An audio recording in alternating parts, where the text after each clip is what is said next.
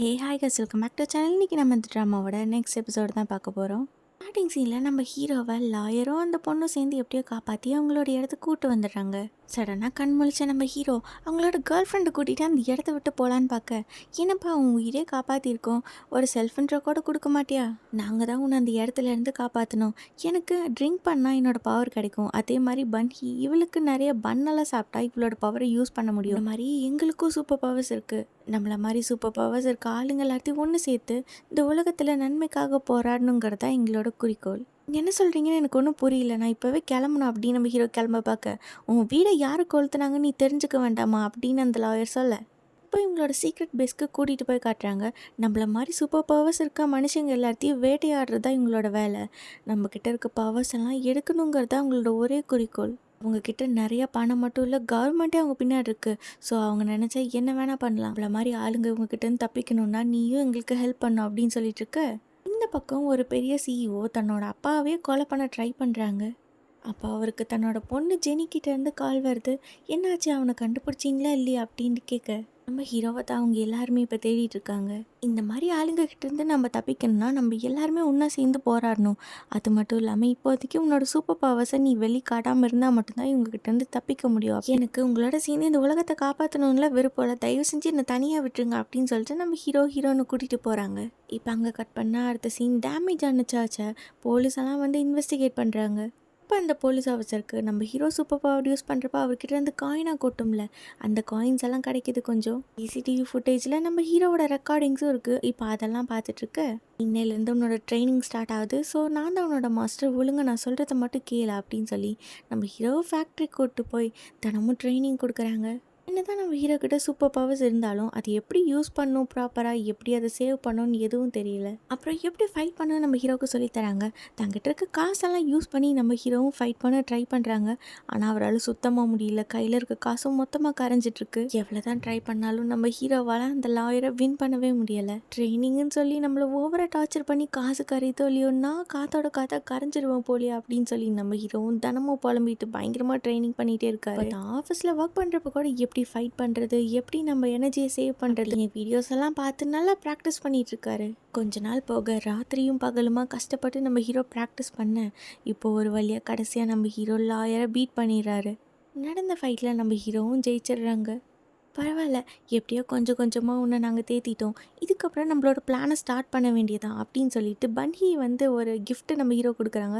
எனக்கு கிஃப்டாக புதுசாக டீமில் சேர்ந்து கிஃப்டெல்லாம் தருவீங்களா அப்படின்னு ஆசை ஓப்பன் பண்ணி பார்த்தா அதில் அவருக்கு ஒரு பெரிய சைஸ் அண்டர்வேர் இருக்குது. இதை வச்சு நான் என்ன பண்ணுறது, உங்ககிட்ட காசெல்லாம் வந்து மிஸ் ஆகாமல் இருக்கணும்னா இதுக்குள்ளார நீ பத்திரமா வச்சுக்கலாம் அப்படின்னு சொல்ல, உங்களோட உங்கள் டீமில் சேர்ந்ததுக்கு கடைசியில் எனக்கு இதுதான் மிச்சம் அப்படின்னு சொல்லிட்டு நம்ம ஹீரோ போக ரோட்டில் ஒரு பொண்ணுக்கிட்ட 4 பசங்க வந்து தகராறு பண்ண உடனே நம்ம ஹீரோ அங்கே போய் நிற்கிறாரு.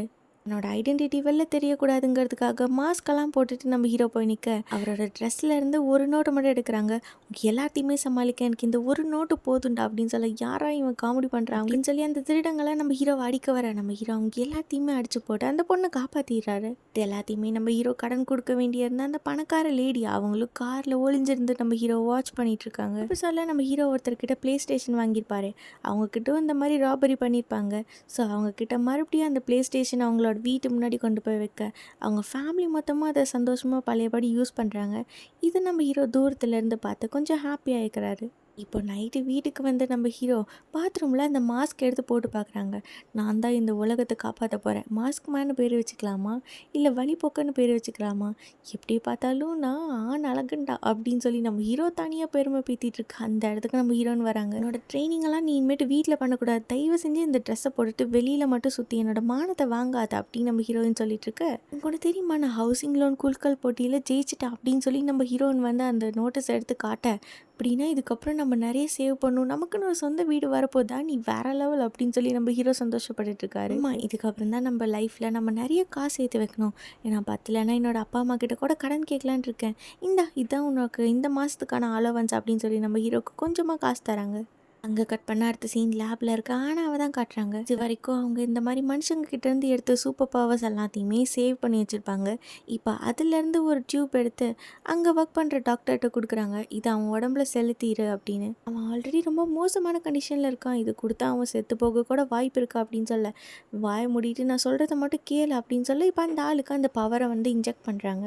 இப்போ அடுத்த நாள் நம்ம கன்சாங்குன்னா ஒரு டவுனுக்கு கூப்பிட்டு போகிறாங்க. ஏன்னா இவ்வளோ நாளாக ட்ரைனிங் பண்ணது வேஸ்ட்டாக, வில்லன்களை அடிக்க போகிறோன்னு சொல்லி ஏதோ ஒரு சின்ன டவுனுக்கு கூப்பிட்டு வந்திருக்கீங்க அப்படின்னு சொல்ல, அங்கே இருக்க மக்கள் எல்லாத்துக்குமே ஃபுட்டு பிளாங்கெட் எல்லாம் கொடுத்துட்டு லாஸ்ட்டாக ஒரு தாத்தாவோட வீட்டுக்கு போகிறாங்க. உன்னோட ஃப்யூச்சர் எப்படி இருக்க போகுது, நீ வந்து ரெடி ஆகிட்டியா இல்லையா, நீ இவர் தான் சொல்ல போகிறாரா அப்படின்னு சொல்ல, இப்போ நம்ம ஹீரோவும் உள்ளே போய் பார்க்குறாங்க. நம்ம ஹீரோ உள்ளே வந்ததும் அந்த பெரியவரை வந்து சொல்கிறாரு, நீ தான் தொன்ஹியோட மகனா, அப்போ கண்டிப்பாக நீ ஓட்டாண்டியாக தானே இருக்கணும் அப்படின்னு சொல்ல, ஆமாங்க எங்கள் அப்பா என்னை அப்படி தான் ஆக்கி வச்சிருக்காரு. நம்ம ஹீரோவோட ஃப்யூச்சரை பற்றி சொல்வாருன்னு பார்த்தா அந்த பெரியவர் ஷேர் மார்க்கெட்டை பற்றி பேசிகிட்டு இருக்காரு. சடனாக அவருக்குள்ளார அந்த பவர் வர, அப்போ அவர் நம்ம ஹீரோவோட ஃப்யூச்சரை வந்து பார்க்குறாரு. அவரோட நம்பிக்கை உடையும், உனக்கு ஃப்யூச்சரில் பெரிய ஆபத்து வரப்போகுது அப்படின்னு அவர் சொல்ல, நம்ம ஹீரோக்கா எதுவுமே புரியாமல் அப்படியே குழம்பி போய் உட்காந்துட்ருக்காரு. கொஞ்ச நேரத்துலேயே அந்த பெரியவர் மயக்கம் போட்டு விழுக, கண் முழிச்ச அவர் மறுபடியும் ஃபர்ஸ்ட்லேருந்து ஆரம்பிக்கிறாரு.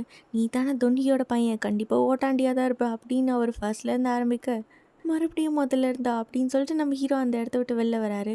ஆமாம் பெரியவர் உங்ககிட்ட என்ன சொன்னார் அப்படின்னு சொல்லி நம்ம லாயர் கேட்க, அப்போ வெளியே வந்த அவர் பன்னியை கிட்ட அந்த இடத்த விட்டு சீக்கிரமாக நகர்ந்து போ அப்படின்னு சொல்லி கத்த, என்னன்னு பார்த்தா வானத்தில் தூரத்துலேருந்து ஏதோ ஒரு கேஸ் சிலிண்டர் அந்த பொண்ணை நோக்கி வர, அப்போ நம்ம ஹீரோ கரெக்டாக வந்து காப்பாற்றுறாரு. அப்புறம் அந்த இடமே வெடித்து செதறுது.